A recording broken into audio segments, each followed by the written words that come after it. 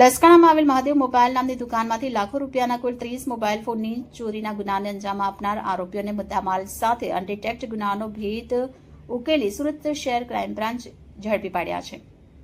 ગત તારીખ 6/7/2025ના રોજ રાત્રિના સમયે લસકાણા ડાયમંડનગર કળથિયા ઇન્ડસ્ટ્રીઝ વિભાગ 1માં આવેલ મહાદેવ મોબાઈલ નામની દુકાનમાંથી કુલ 27 કિંમતી મોબાઈલ જેની કિંમત રૂપિયા 3,66,087ના મત્તાનો ઘરફોડ ચોરીનો બનાવ બનવા પામ્યો હતો. જેથી સુરત શહેર નાયબ પોલીસ કમિશનર શ્રી ક્રાઇમ નાઓએ આ ગુનાનો ભેદ ઉકેલી આરોપીને સત્વરે પકડી પાડવા માટે જરૂરી સૂચના આપી હતી.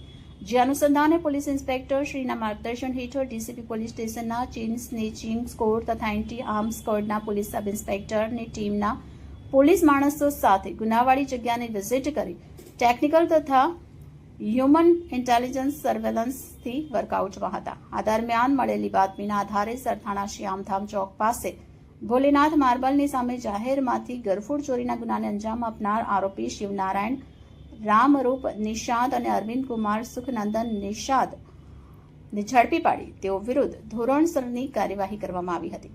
આરોપીઓની પૂછપરછમાં બંને કૌટુંબિક ભાઈઓ થાય છે અને રોજગારી અર્થે સુરત મુકામે આવી જરી મશીન ચલાવી મજૂરી કામ કરતા હતા.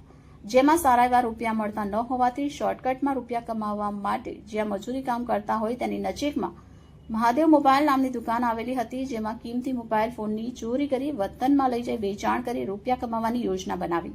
દુકાનના શટરના તાળા તોડવા માટે હાર્ડવેરની દુકાનમાંથી કટર ખરીદ્યું અને ગરફોડ ચોરીના ગુનાને અંજામ આપ્યો હોવાની કબૂલાત કરી હતી.